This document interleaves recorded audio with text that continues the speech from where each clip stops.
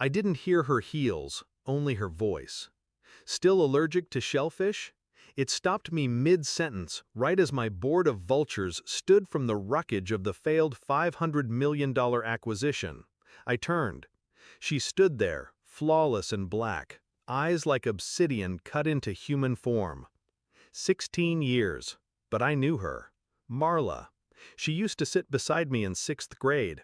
Clothes faded, stomach louder than her voice. I gave her half my sandwich every day for a year.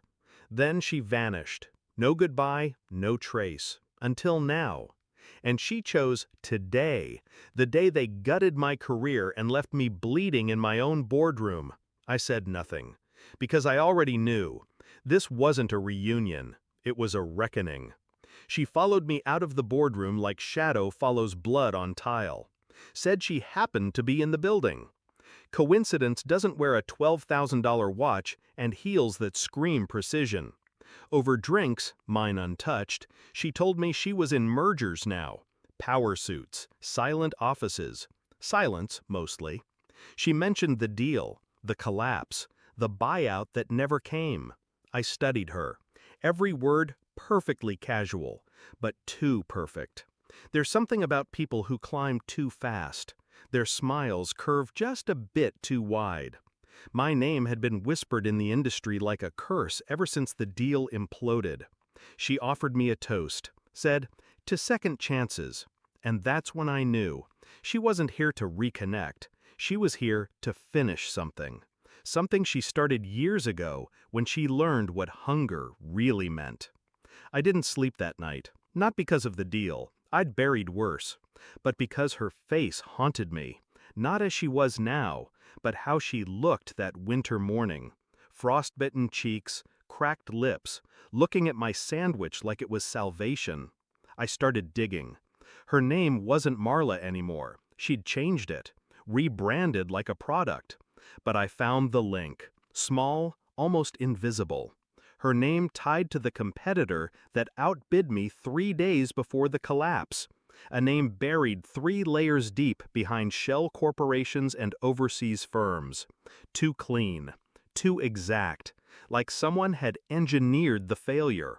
She hadn't just appeared after the storm. She was the storm.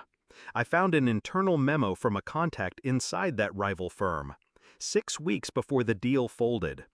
Asset M has confirmed behavioral patterns. Leverage childhood connection if necessary. Engage if Phase 2 fails. Asset M. Marla. I printed the file. Black ink, white truth. And I waited. She invited me to dinner the next night. Private room, low light, red wine she didn't sip. I brought no appetite, just the folder.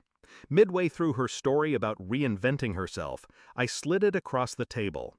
Her voice stopped mid-sentence. She didn't touch it, just stared. "You knew," I said. She looked up, calm, serene. "No," she said, "I planned." I didn't flinch. "You wanted me to fail." She didn't deny it.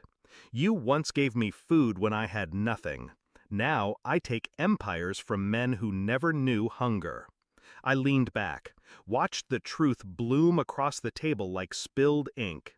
"You ruined $500 million for a memory," I said. She smiled.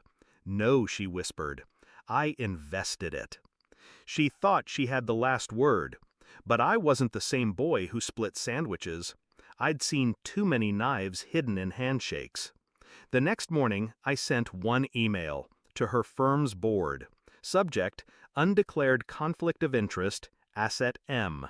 Attached, the memo, the shell trail, her real name. By noon, she was pulled from 3 merger negotiations.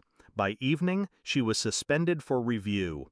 And by morning, the same media that praised her ruthless rise began circling like bloodhounds. She called me, twice, left a message. "You of all people should understand. We come from nothing." I didn't respond. Instead, I had lunch, alone. Turkey sandwich, white bread, just like the one I gave her that winter. Except this one, I finished. They offered me my seat back. I declined. Sometimes revenge isn't climbing higher. It's pulling the ladder down behind you. I watched her name vanish from headlines over the next few weeks. Her silence said everything. We both knew she hadn't failed. She'd just picked the wrong man to starve. Some debts collect interest. Some ghosts come back dressed as angels. But when they do, make sure they remember who fed them and remind them you never stopped being hungry.